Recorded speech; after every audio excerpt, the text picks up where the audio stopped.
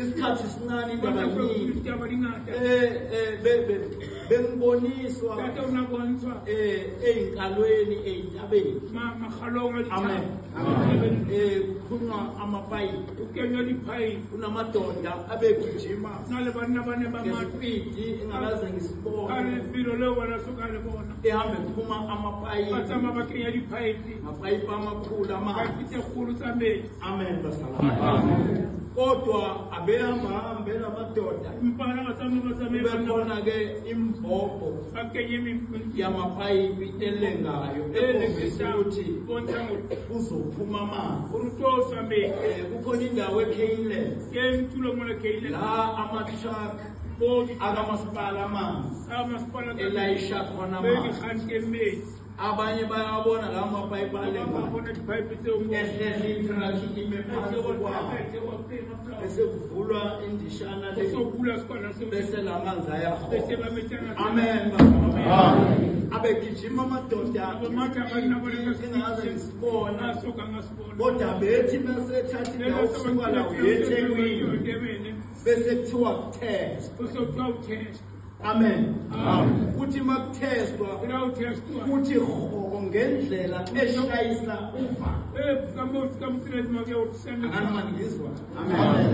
Amadoda aqhubeke ana mapayipi azophuma amanzi. Emoyeni wami ngokuthekelele kubukela amadoda ahambe kuphuma okutheke maduze ngayithola sengisekamereni elincane kodwa besibaningi phakathi ngendlela ebengilele ngayo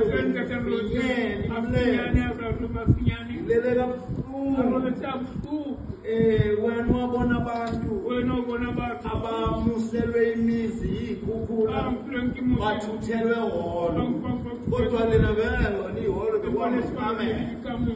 Besifazana besilisa ngahambe bengikwelesipila besilisa ukuthula makube lapha ingane ikamero sibaningi uyashisa awuboni ubunzima ukuthula makube lapha ekuseni mangiphuma kuleli kamero kumela ngaphandle bona abantu esalongazalwa abantu beseledengwane bengenayo imizi.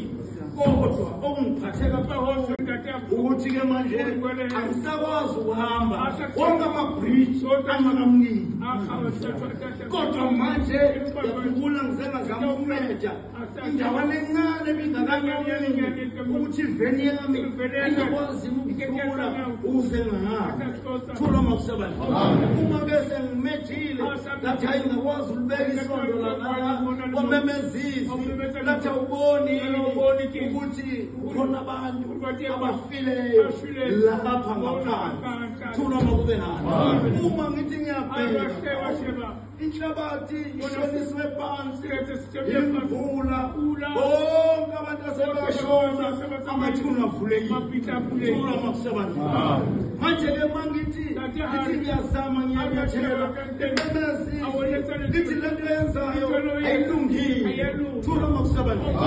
Kodwa bonke abantu abavulekelwe imigodi namathuna bayakhuluma kodwa bakhuluma ulimi olungawabo.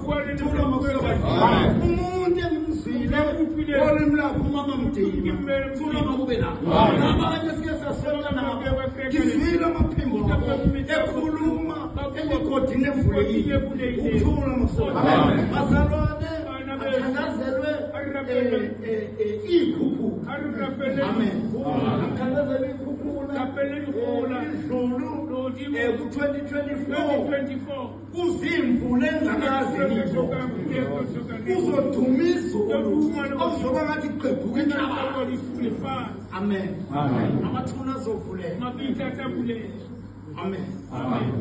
Abangasekho bazokhuluma.